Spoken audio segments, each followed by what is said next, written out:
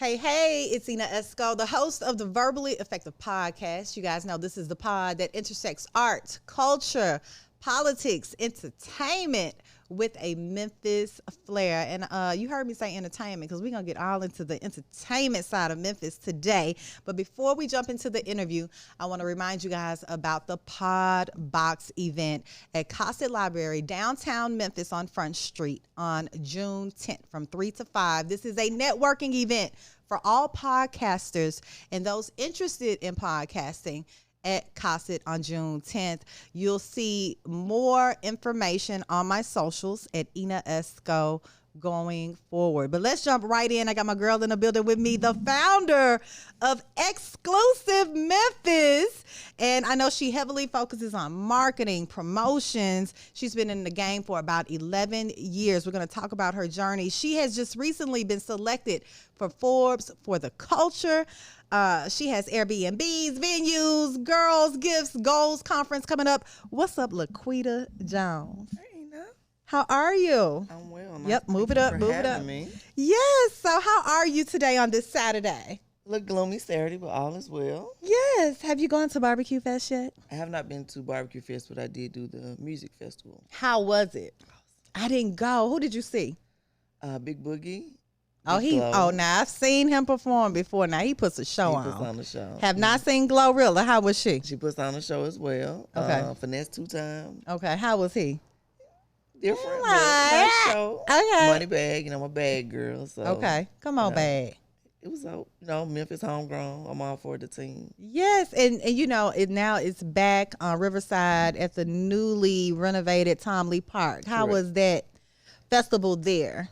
It's very different. They've made a lot of renovations. I think one of the things that people, most notably would notice, like all the grass, kind of like the muddy situation is kind of resolved. It's right on the river, so, the nice breeze, the backdrop. So it was pretty cool. Yeah, I had stopped by Barbecue Fest on Thursday evening, and, I guess from a logistics standpoint, it's a better setup than it was before, right?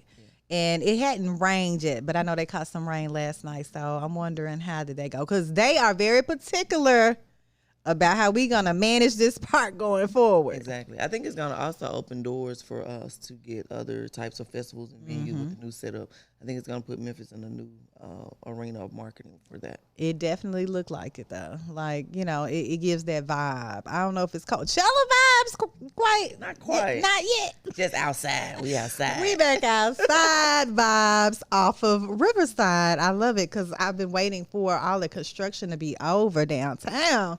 So we back. But Laquita, let's talk about the beginning of your journey. Where are you originally from? What part of Memphis? Born and raised in Memphis, South Memphis to be South exact. Memphis. A little bit around Trigg, Lauderdale, McLemore. Okay, you're right by LOC. Okay, I'm a Carver High School girl, so Carver High. Tell me about Carver High growing up. it's the school. Growing up in Carver, of course, is not one of the most prestige or the high end. So it's a lot of challenges, a lot of pick and choose your battles, but got through it. And, teen mom, things like that, challenges that you kind of go through when you're in those environments. But other than that, educational-wise, I came out on top of the class, newsletter, honor society. So I kept my head on straight. But, time we all kind of get our paths, so a little bit of here and there. I had a lot of classmates at Lemoyne that went to Carver High School. Oh, they love Carver, honey. Repped it all day. Red and white. Okay, so Laquita, did you have like a bug back then for marketing and promotions while at Carver? Like, did you some kind of feel for it? No, my career path was healthcare, pediatrician. I wanted to go to school to be a pediatrician. Why? I had this love and this kind of care and compassion for people, little people. And I just always thought this is what I want to do. I'm the oldest of 8, so taking care of my Oldest of 8. Wow. sisters and brothers was kind of like naturally. So I wanted to continue that path. Okay. And you said you were a teen mom. Correct. Graduating from Carver. Did you even get into the healthcare side? I did get into the healthcare side. So, as a teen mom, of course, that halted the pediatrician journey because I couldn't take the baby with me. So my mom was one of those moms, you take your baby wherever you go. Gotcha. So I had to reroute that. So I ended up doing University of Memphis, Methodist School of Nursing. So I ended up going to school for LPN. I took the fast track to RN. I did healthcare management. I've done clinic manager, office manager, lead phlebotomist, healthcare recruiter, RNs, LPNs, OTPT speech. I've taught OSHA, HIPAA, CLIA, CPR, IV. Girl, you all deep into the healthcare field. I did not know that. Yes. Wow. That's what paid the bills. Okay. Until Xclusive Memphis. And a wonderful industry to be in to pay some bills. Correct. You know. Now, you did mention you are the oldest of 8. Correct. Tell me how that was growing up. Let me bring your mic down. I don't want you to hide your pretty face. She said that she actually. Oh, you wanted it up? Okay. As long as we're not hiding her pretty face. Okay, gotcha. The oldest of 8. So I mean that's a lot. That's a lot. So, me and my brothers, we were the caretaker of the family. We kind of was, we come from some challenges and parents involved in certain things. So, Gotcha. We kind of took the lead. So I've always kind of been the one my sisters and brothers looked up to because we kind of provided and took care of them. So I was kind of forced at an early age to get a job, things like that. Things you typically see boys do as the oldest in the house, but being the oldest girl, I kind of took the lead on that. And kind of got into a provider mode real early. So a lot of times people say I'm, more seasoned or older than my age. I think the old saying is like, because you had to grow up a little fast. So. Right. Now, like because you were a teenager going through that, was it stressful or it was just survival mode? Like we got to do what we got to do. I think even now teens and as a teen then, stress is not a word that we really, correlate the two with what we're going through with stress. We just look at it that something's going on. So those survivor tactics, come in and, I grew up around some people well known in the city of Memphis. So I've seen some things, I've been some places, and I think the things that I do now, the different layers of entrepreneurship come from the hustle and the hustlers that I grew up around. So I'm like a female kind of hustler, but the legal way. Yes. Now, before we get into Xclusive Memphis, we kind of talked about this off the mic a bit. Okay, because I didn't know you were married before. Yes, used to be married for 17 years. 17 years, that's a long time. Very long time. And we kind of talked about, because I did not even know this was a law, because I'm like Laquita Jones. So the last name, you had to keep the last name because of some type of law. Correct. And my attorney, based on what the judge told, I could not have my maiden name back because there was a minor child during a divorce. I had to keep the name until that child reached of age of 18. And that's a whole law in Tennessee. According to my attorney, Miss Teresa Patterson. Attorney. Okay. But we still have the name Jones. We have it. I love it. I carry it. Because, I'm a matchmaker. I'm Cupid in these Memphis streets. Yeah. Look how she looking. Good luck with that. I'm just messing with you, lady. Okay, let's back up a bit because we want to talk about Xclusive Memphis and how it all began, because you were this whole different person. Laquita before Xclusive Memphis. How did Xclusive Memphis come about? And tell the good people on the Verbally Effective podcast what Xclusive Memphis is. Okay, so Xclusive Memphis, of course, like I said, we just celebrated 11 years, and our focus is event promotion and entertainment news. I started Xclusive Memphis because I wanted to highlight the great things going on in and around the city. A lot of times there were a lot of, people saying there was not much to do or not many places to go, so I wanted to be the behind-the-scene person to kind of highlight that.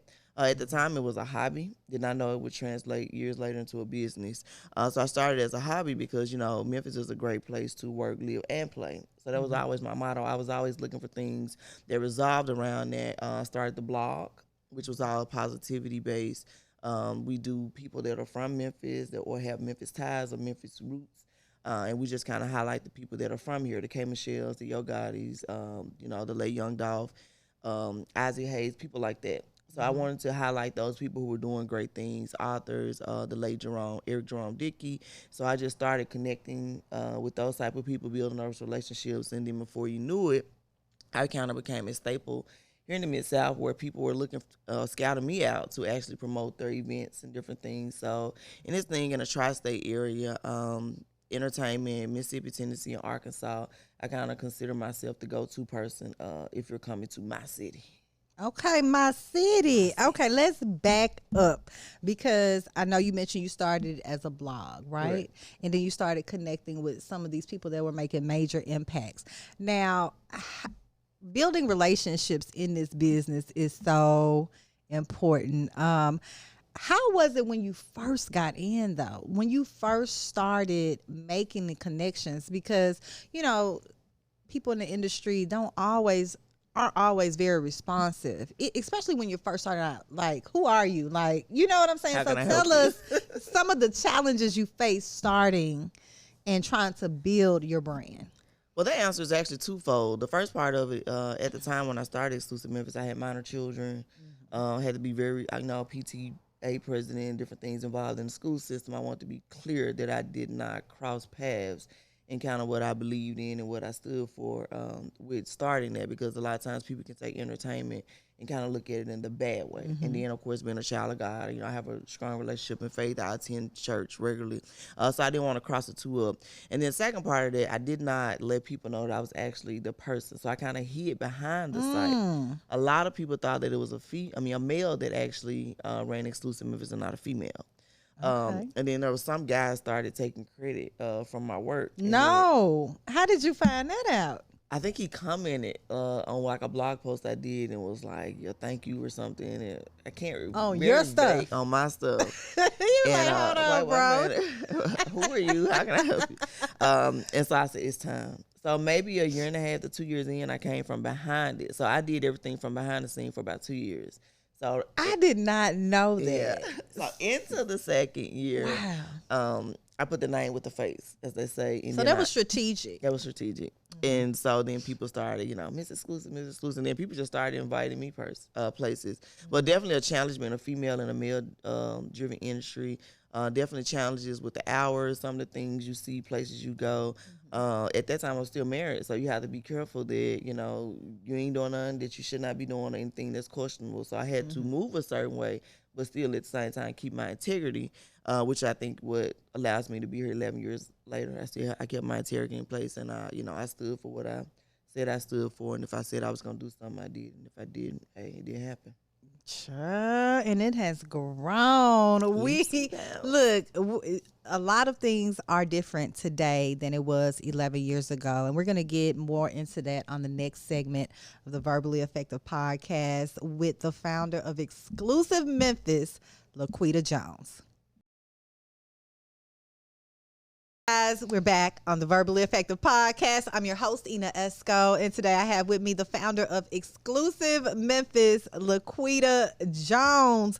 We've already spoken about how and the motivation behind Xclusive Memphis. Let's talk about, what was going on at this time in your life, because I know you said you started it as a blog. From a social media perspective, what tools were going on 11 years ago when you first started? Of course, we've always had email, but basically MySpace was pretty much the gist of it. I think that's right before we transitioned into Facebook. So we kind of carried over from MySpace. So were you very heavily active on all the new platforms?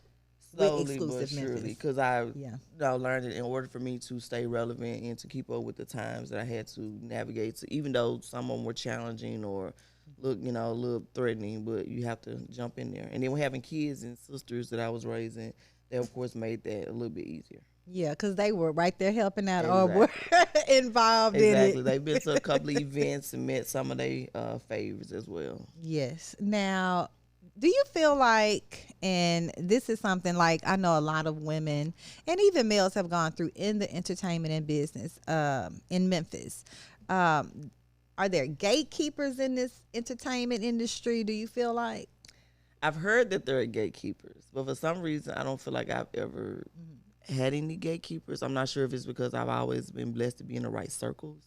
But I heard a lot of people say that, Memphis is real cliquish and Memphis is real gatekeeper. In my mind, I'm just saying that you haven't done the ample amount of work. Okay. Because any gate can be open and any door can be open. If you're doing what should be done or what needs to be done, people will come to you. There are countless number of celebrities and celebrity managers who have DM'd or reached out to me directly. So if you're doing what you should be doing, you will be noticed at some point or the other. Yeah, I hear that often with people in this particular business. But like you said, you need to probably take it a step further. Exactly.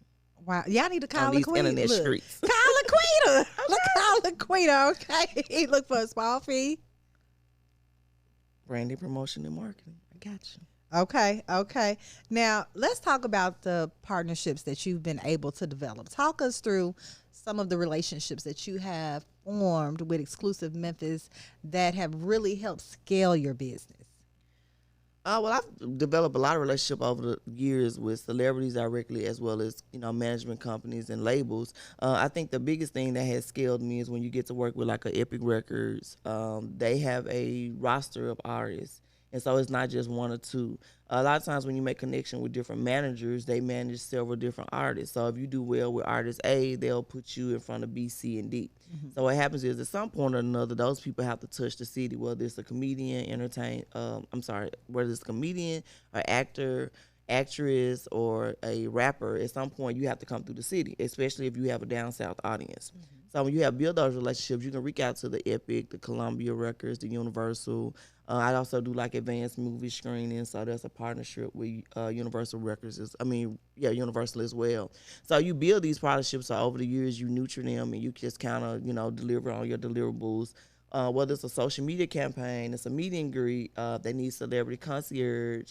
Had the pleasure working with the coaching convention just last year when they returned. Yeah, they came back. Yeah, so you'll be surprised what people reach out for in terms of services that you can connect. And then with now Xclusive Memphis now getting into more branding and marketing, a lot of times they'll reach out for things like, hey, my artist needs assistance with the press kit, media kit.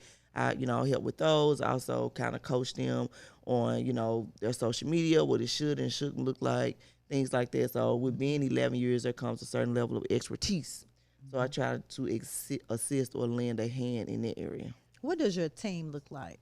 Because I know Xclusive Memphis, you can't be solo dolo doing all these major. You can't be solo. Right. You got to have a team. So I have a publicist, and she's been with me for about 8 years. That's a long time. Also, I have 2 VAs. They kind of work behind the scene. They kind of do like my footwork, leg work, and bring me kind of like they call the draft. And then I kind of take the information from there if I need something rewritten.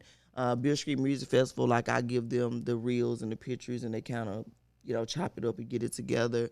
I also have one personal assistant, and then I have a venue manager that helps me with my day-to-day operations of my venue. Busy lady. Gotta stay busy. Oh, wow. And you've worked with so many celebrities. And I want to do a segment with you, right? Okay. For Verbally Effective audience out there. I want Laquita Jones to tell me one word that you think of when I say this particular celebrity's name that you've worked with Xclusive Memphis. We're going to call this one word, okay? So I'll say their name. Okay. I'll say their name, and you give me the one word you can think of after having worked with them. Okay. First Lady Michelle Obama. Elegant. Oh, I get that vibe too. Classy. Okay. Yo Gotti. Memphis. Straight Memphis. Dang. Lamar Rucker. This is a 2-word. Okay, we'll take a 2-word. He's a ladies' man. He sure is. Okay. Zebo.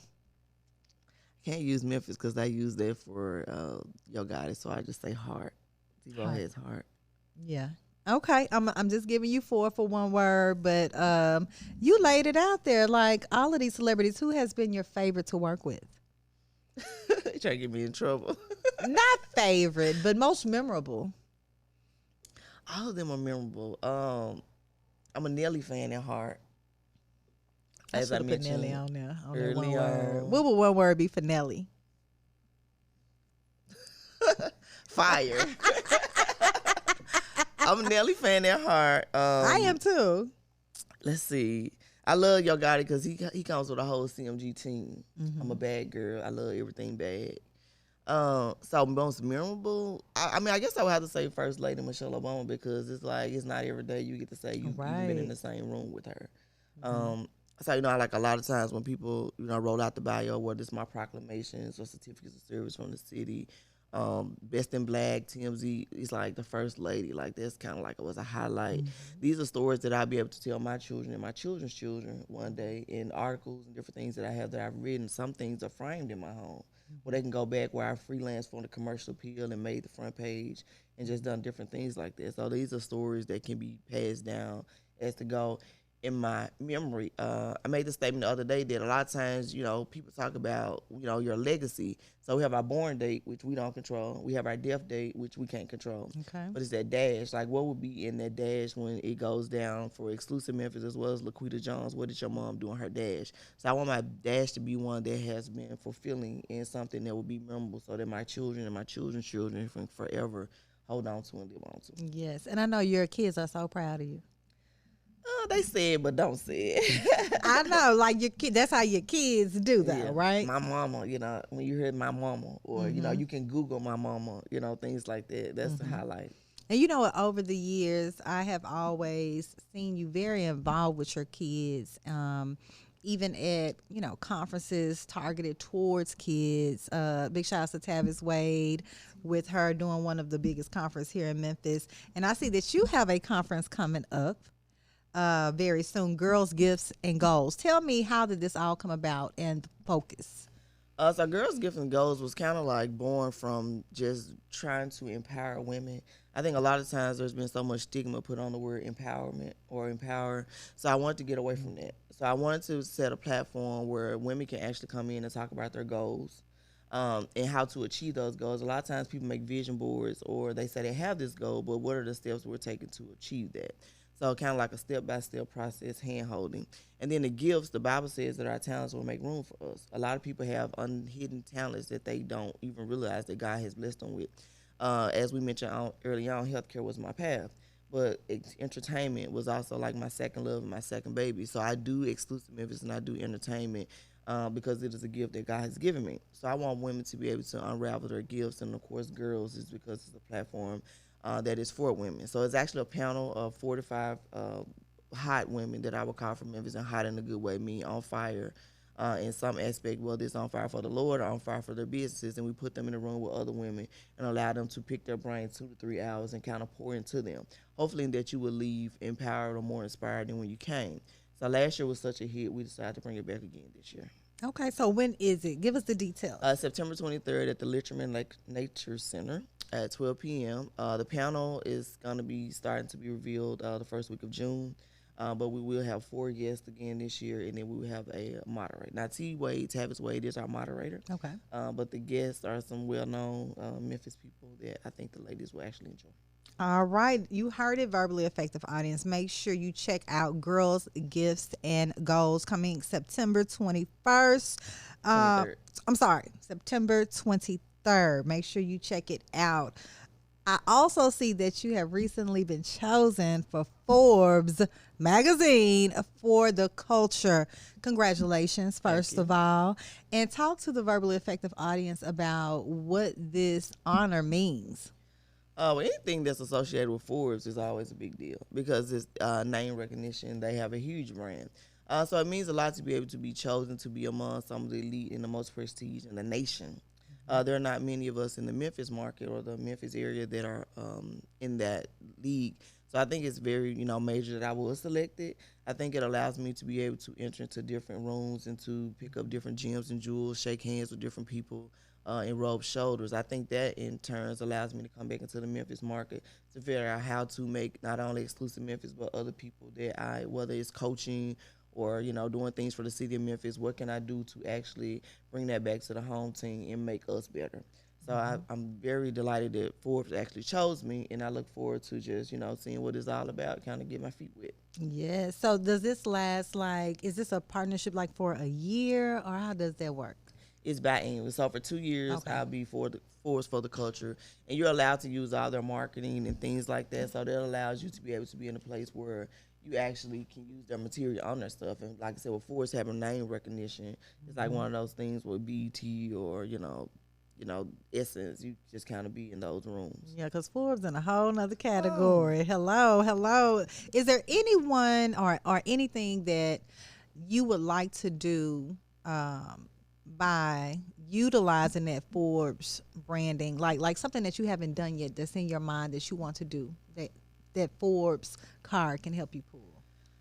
But not necessarily something that I want to do. I have a relationship with current mayor, Jim Strickland, who's actually on the way out. So the new mayor come in. I think a lot of times the entertainment in the city of Memphis, or they call it the arts, it's kind of like one of they call the minority markets. So I would like for them to start paying more attention to those types of things, and just figure out how we can get people in the city who are aspiring this or that, and bring them into platforms and places where they can actually express that.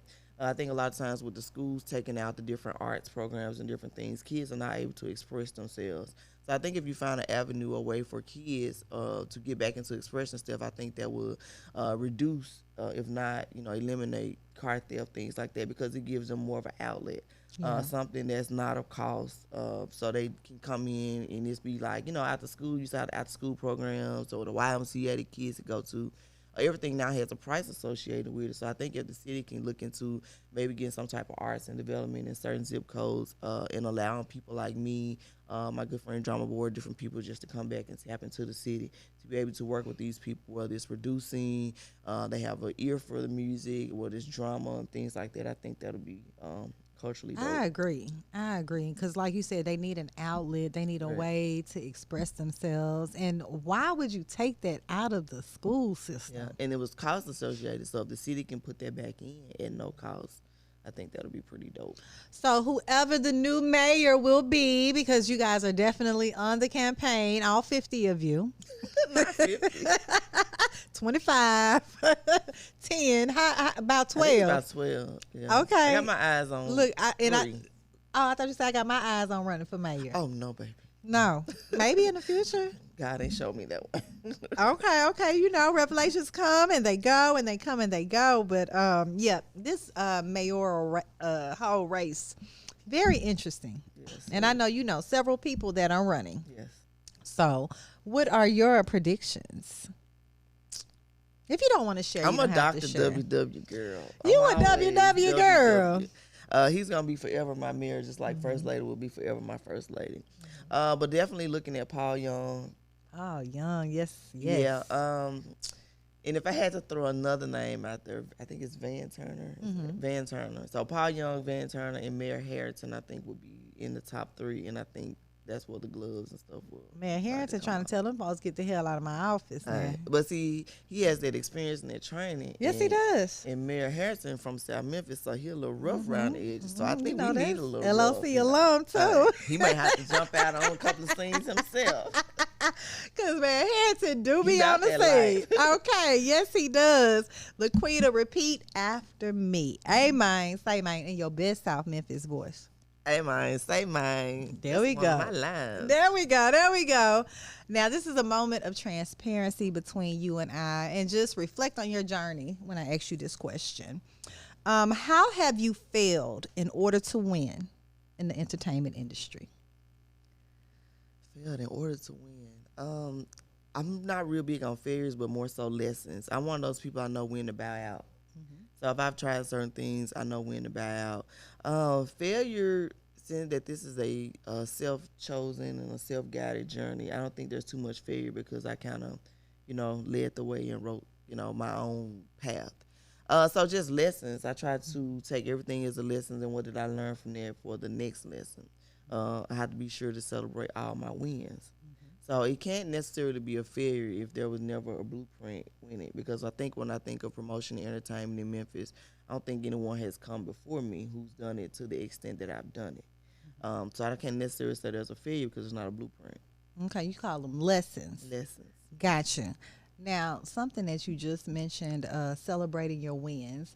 As women, I don't know why it's so hard for us to celebrate our wins, to toot our horn, and be confident and very vocal about our accomplishments. Do you have issues with that, or No. you're very vocal about? Gonna get all this work. Why do you think that can be a challenge for some women? I think society has placed it where, early on women were supposed to be, heard and not seen. We kind of was the pillar behind our husbands or our significant others. So I think with women as challenges, and I don't think we know that we can be twofold and two-faced. I'm a mom first. I'm Laquita first. And then when that hat comes off, I'm Xclusive Memphis. So I think it's like a learning how to balance those things. So I think a lot of women have not figured out their balance. That's why it's hard for them to actually propel themselves in those lights. I'm pretty sure at Girls, Gifts, and Goals, this is probably something that will be on the agenda. Yes.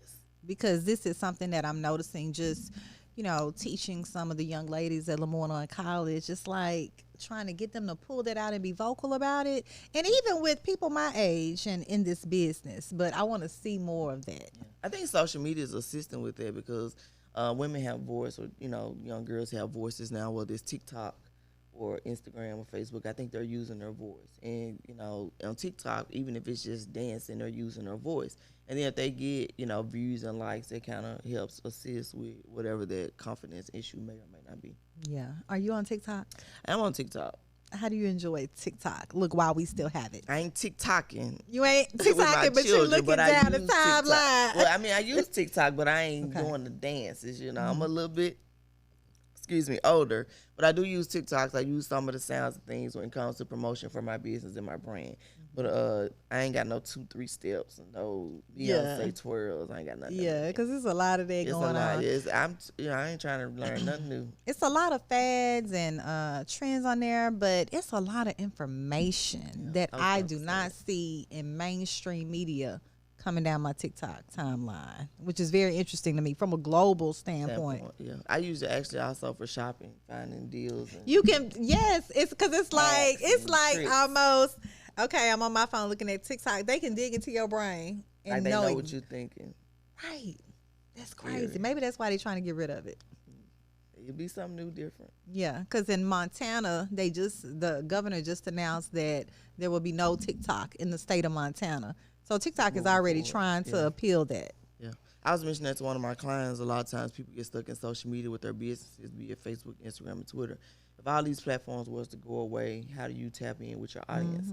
A lot of people are not building their audience. One of the luxury that Xclusive Memphis has when working with clients with marketing and branding is we have a social media list. Well, not social media, we have an email list. So with our email list, we're able to do e-blasts and different things of that sort. That's very important. That puts us right in front of who our target audience is, and like it's 98% Memphis.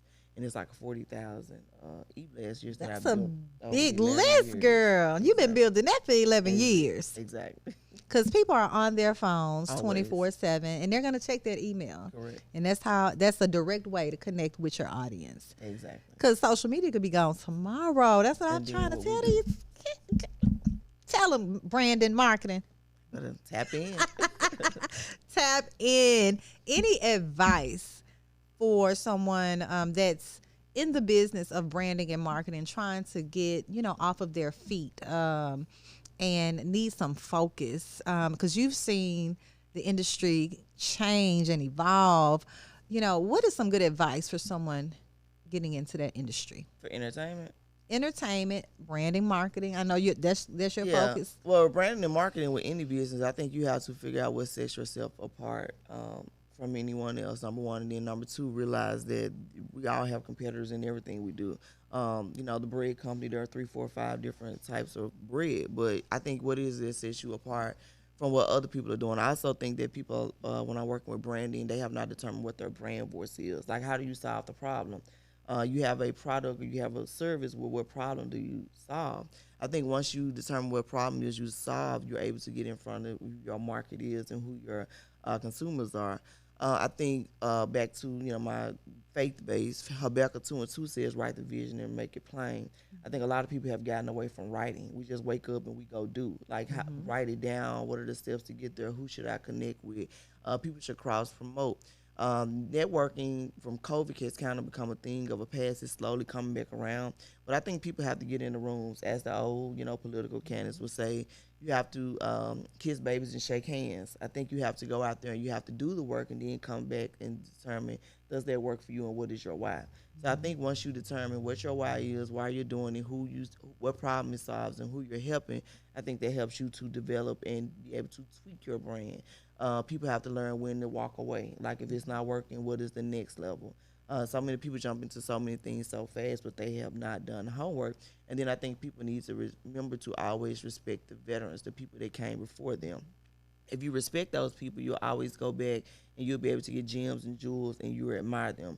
So even going back to like the basketball days, you know, everybody respected Jordan, whether it was a LeBron or a Kobe.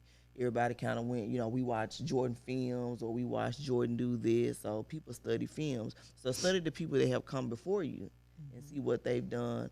And then for the Memphis market, I would tell people who I work with in the Memphis market to tap outside of Memphis in terms of what are they doing in other markets. LA and Atlanta, those cities are way ahead of what we're doing. So find out what the other people in your same industry are doing in other markets and how you can bring it to your market and make it different. Great advice, great advice. And something that you stated, other markets are way ahead of Memphis. However, Memphis is such, you know, I think that Memphis is such a gem in itself. What do you feel sets Memphis apart from these larger markets? And what is Memphis missing that will get us, you know, ahead of the game? I think leadership in Memphis is one of our downfalls, and not in a bad way, but just leadership has not tapped into those same gems that I just given. Like as leaders of this city, go to those bigger cities and have conversations with those different mayors and political people there to figure out what they're doing to move ahead. I think with all the changes that we see in the downtown area, I think we're making progress, but I think we still have a lot longer way to go. I do think with like the Memphis Grizzlies having a lot of momentum here recently, those things are kind of highlighting the city. And then you have certain cities that there are certain things you can go to and you can't get anywhere else. Memphis is unique, whether it's from Beale Street or whether it's from barbecue or from chicken. Those are things that you cannot get anywhere else. So we're different in a sense, but we're behind in terms of more larger platform things that we could have as far as like entertainment.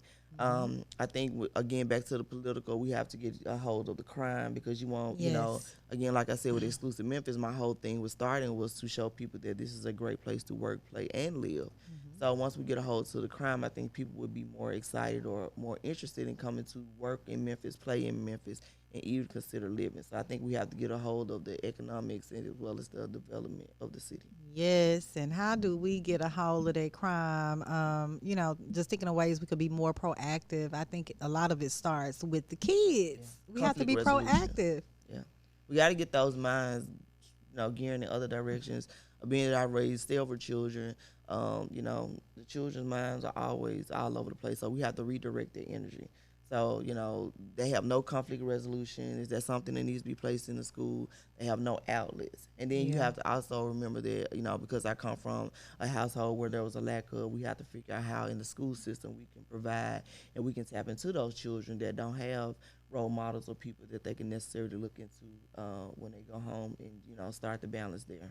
Yeah, because a lot of that is still going on. It's very prevalent. Yeah. Wow. Well, Laquita Jones, you are indeed a Memphis legend out here, okay, with Xclusive Memphis.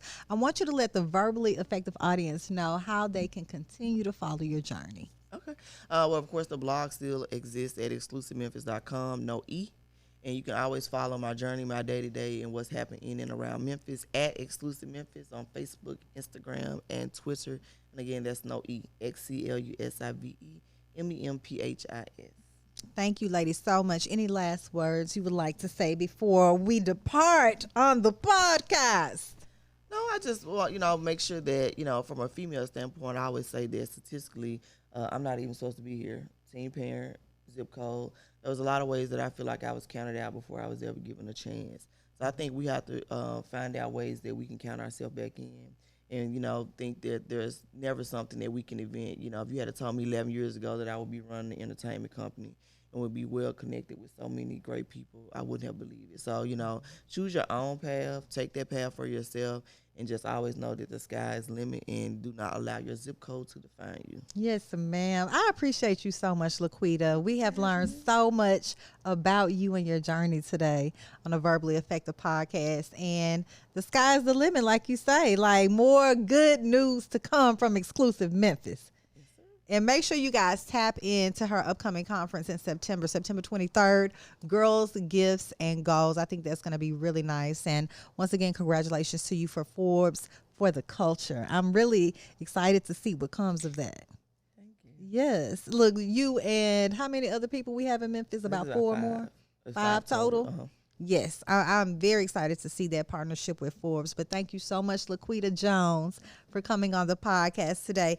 And thank you guys once again for tuning in to the podcast. Don't forget, Podbox will be on June 10th at Cosset Library, the historic Cosset on Front Street. I will check back in with you all. Once again, shout out to Laquita Jones, the founder of Xclusive Memphis. Be sure to tap in. I'll see you guys next week.